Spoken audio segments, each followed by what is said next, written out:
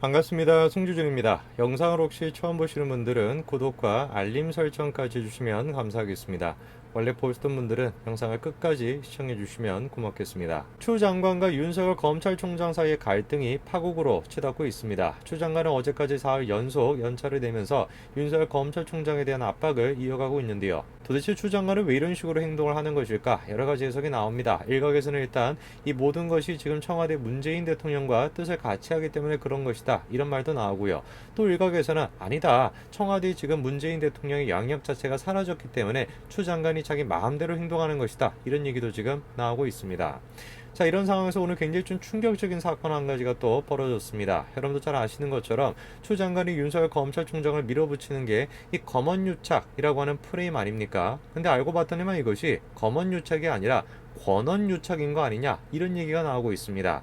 해당 내용의 주인공은 다른 사람이 아니라 바로 이 검언유착 의혹 자체를 처음으로 제시를 했었던 이 지모 씨로부터 비롯되고 있는데요. 오늘 저는 그거에 대한 이야기를 좀 정리해드리고자 합니다. 같이 한번 보시죠. 자, 조선일보에서 다음과 같은 기사가 나왔습니다. 윤 총장 연차 내고 쉬신다 라면서 또다시 조롱글을 올린 제보자 X, 이렇게 지금 나와 있는데요. 제보자 X가 바로 누구냐? 검언유착에 대해서 폭로를 했었던 바로 지모 씨를 뜻합니다. 이 지모 씨는 페이스북에서 이호하라고 하는 가명을 쓰면서 계속해서 검찰을 지금 조롱하는 듯한 글을 올리고 있는데요. 최근에 이런 글을 올렸습니다. 윤 총장님이 오늘은 연차 내고 쉬신다고, 그럼 또 내일까지 기다려야겠네, 뭐 이런 글을 지금 올렸다는 겁니다. 자, 여기서 조금 묘한 것 한 가지가 있습니다. 그것이 무엇이냐면은 지금 이제 지모 씨가 페이스북에 저런 식의 글을 올린 시점인데요. 저 글을 올린 시점이 7일 밤이라는 것인데, 7일 밤이 바로 언제냐? 추 장관이 자고 우면하지 마라 라고 하면서 연차를 썼다라는 사실이 알려졌던 시기가 바로 7일 밤이거든요. 자, 그러니까 이미 당시에는 추 장관이 연차를 쓰고 윤석열 검찰총장에 대해서 저런 메시지를 전했다라고 하는 게 다 알려져 있었습니다. 그런데 이상한 것이 무엇이냐?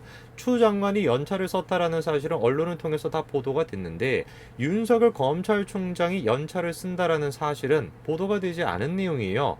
질문이 생길 수밖에 없는 것이죠. 아니, 보도가 되지도 않은 내용을 어떻게 제보자 X라고 하는 저 G씨가 알고 있는 것일까? 실제로 G씨가 언급한 윤 총장 연차는 그때까지 보도가 되지 않은 사실이었습니다. 기자들이 이를 대검찰청에 확인을 해보니까 대검이 오전 9시 9분쯤에 기자단에게 오늘 총장은 연차 계획이 없다라고 공지를 했다라는 거예요. 총장 연가가 사실은 아니었지만 질문이 생기는 것은 이겁니다. 윤 총장 움직임을 구체적으로 언급한 것을 두고 법조계에서는 검찰 내부에도 그의 협조자가 있는 게 아니냐, 이런 말이 지금 나오고 있다는 것이죠. 언론에 공개가 된 적도 없는 총장의 연차 사실을 페이스북에 공개적으로, 그리고 또 정확하게 날짜까지도 저런 식으로 지명해가지고 공개를 했다. 당연히 우리가 이렇게밖에 생각할 수가 없을 것 같습니다. 아, 이 제보자 X라고 하는 지모 씨와 검찰 내부에 내통하는 사람이 있구나, 이렇게밖에 우리가 생각을 못하겠죠. 그러다 보니까 이 지금 사안 자체가 저 제보자 X가 처음에 이제 폭로를 했던 것처럼 검언유착이 아니라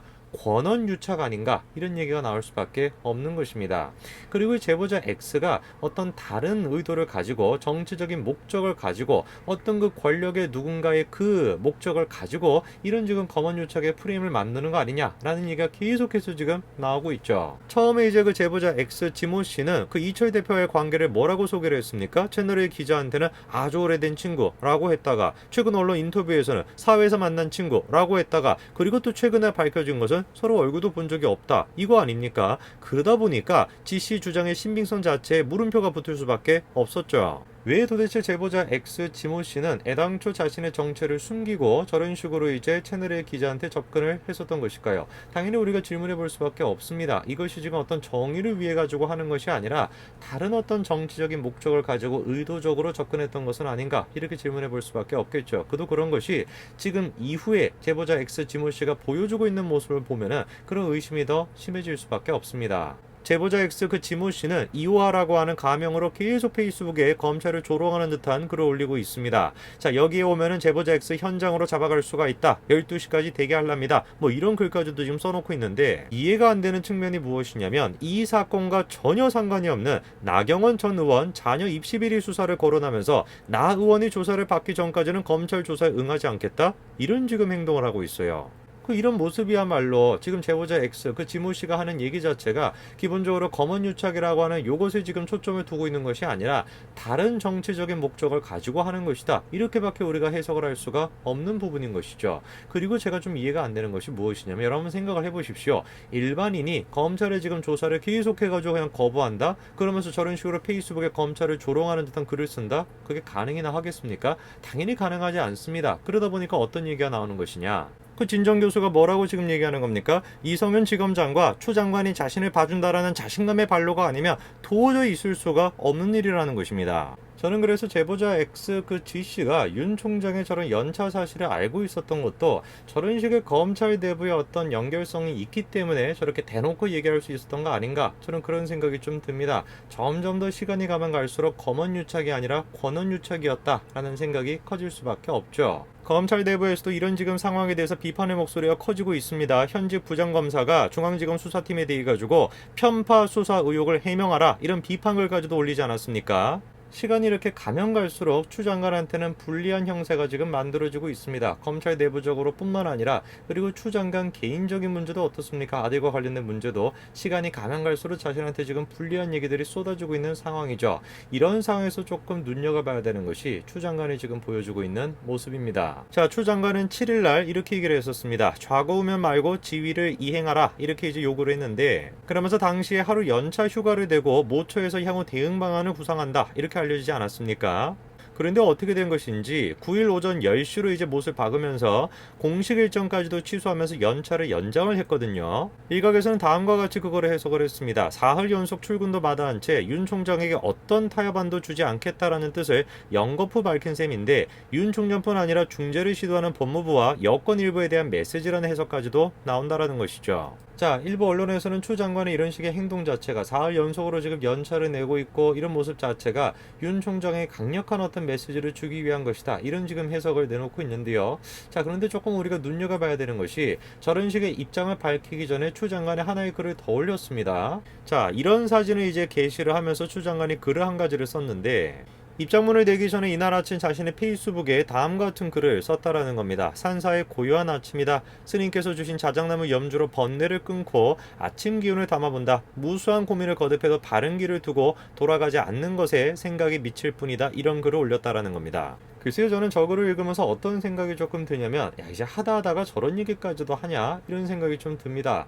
그리고 이제 추 장관이 지금 얘기하는 게 하나의 생각으로 미칠 뿐이다, 이런 식으로 얘기하고 있는데, 저는 그것보다도 앞부분의 얘기가 더 포인트가 조금 가요. 즉 번뇌를 다 끊고 이렇게 얘기하고 있는데, 현재 지금 추 장관의 상황 자체가 번뇌를 느낄 수밖에 없는 상황입니다. 왜?